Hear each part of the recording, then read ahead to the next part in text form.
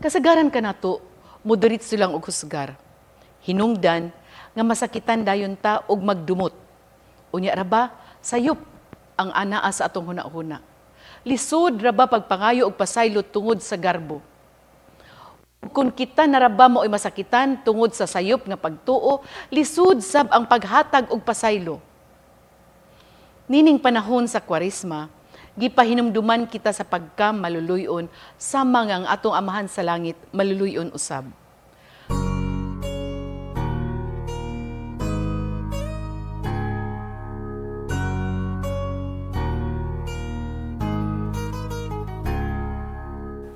Mayong adlaw mga igsuon, aniya na sab kita sa inadlaw nga palandong, kun pamalandong sa pulong, adlaw nga Lunes, Pebrero 26, 2024. The Gospel today speaks about mercy. Ang tawag sa Ginoo kanato sa pagkamaluluyon sama nga ang atong Amahan sa Langit maluluyon usab.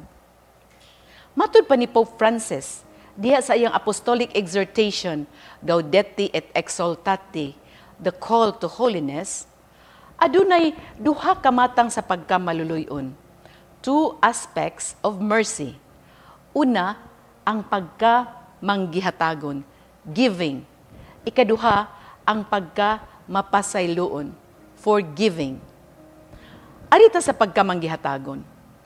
Ang tinuod nga pagka-manggihatagon magikan sa kasing-kasing nga maluluyon. Daghan ang manghatag tungod kay anaay ikahatag, apan wala diha ang kaluoy. Daghan usab ang gusto mohatag tungod kay naluoy, apan walay ikahatag. Sa tinuod lang, daghan ang paagi sa pagkamanggihatagon, dili lamang sa material nga butang. Kini mao ang paghatag sa imong kaugalingon, sa kasing-kasing nga maluluyon. Sama sa pag-atiman sa masakiton, pagduaw sa binilanggo, pagpaminaw sa naguol, pagtabang sa mga biktima sa inhustisya, trahedya, ug uban pa. Laing paagi sa pagkamanggihatagon, maong paghatag sa kaugalingon diha sa pagpangalagad sa simbahan, diha sa lain-lain nga mga apostolado ug civic activities.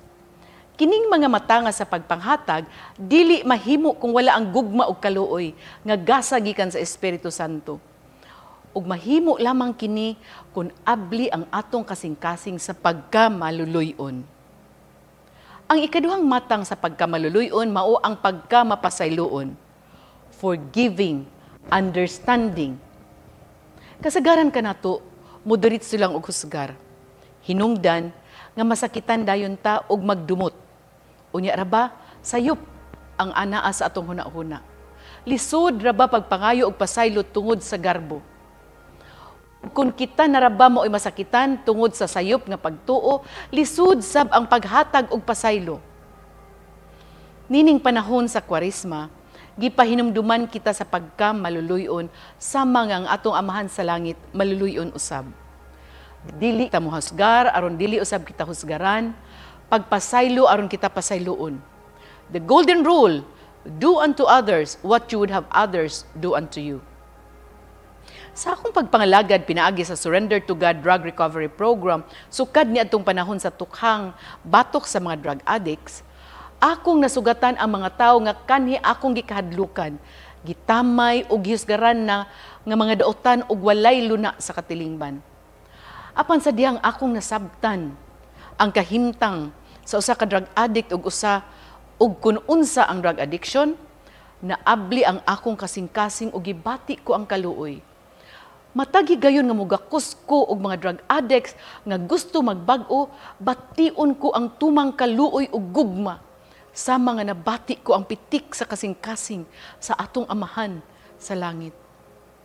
Ug nianang mga gutlua, nahimong buhi kanako ang iyang mga pulong nga nag-ingon, be perfect for I am perfect. Be merciful as your Father is merciful.